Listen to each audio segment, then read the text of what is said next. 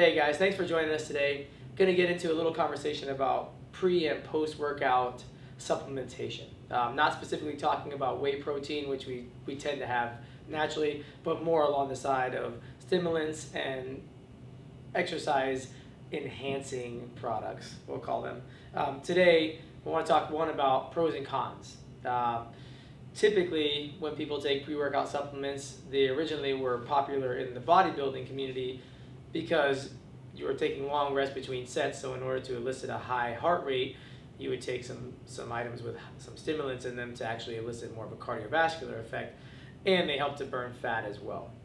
In a CrossFit environment, depending upon what your goals are, you may have to be a little careful with the supplement you decide to choose. If there's too much stimulants in them, they may or you may create a reaction in your heart rate that's a little unnecessary, and you'll lose control during your workout. If your goal is control of your heart rate during your workout, you have to be careful of timing of that supplement, especially pre-workout, not specifically post-workout.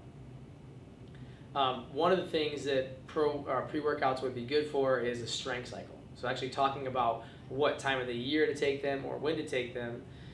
Let's say you're a competitor working on a specific time of year to get stronger. That might be a great time for a pre-workout supplement that includes some performance enhancing supplements that allow you to gain more strength, increase your weight, and all sorts of other benefits of those pre-workouts. If you are working to develop work capacity, there are some supplements that work with that as well. Typically, when we talk about supplementation, there's a few items in pre-workout supplements that you're going to be looking for. Popular one, beta-alanine for CrossFitters, probably the #1 used supplement I'd say out of all of them right now.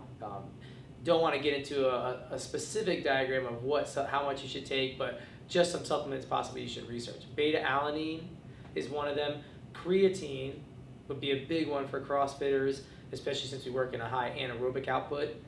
L-arginine, which is commonly referred to as NO or nitric oxide, which is the effect it elicits. Citrulline is also one of those in combination with arginine. L-glutamine, caffeine, vitamin C, and vitamin E. So going over that list again, one of the things you may, or some of the things you want to look for in your pre-workout is, does it have beta-alanine?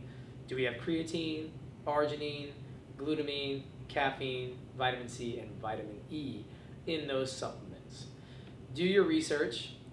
Instead of providing you with one supplement that does it all, there's a bunch on the list that actually have multiple actual ingredients in them that can affect your WOD in a positive manner, some in a negative concept. Working with stimulants such as 1,3-dimethylamylamine, which has been a scheduled substance now for a few months, you're actually not allowed to take it because of the World Anti-Doping Agency. They have actually made it illegal for any NCAA participating athlete or a sport that has NCAA standards when it comes to the doping rules. A few supplements to name that are popular with CrossFitters right now or with the general public for pre-workout. NO Explode, that's by BSN. Spark, which is actually an Advocare product, is getting pretty popular. Hemo Rage, that's a Nutrex product.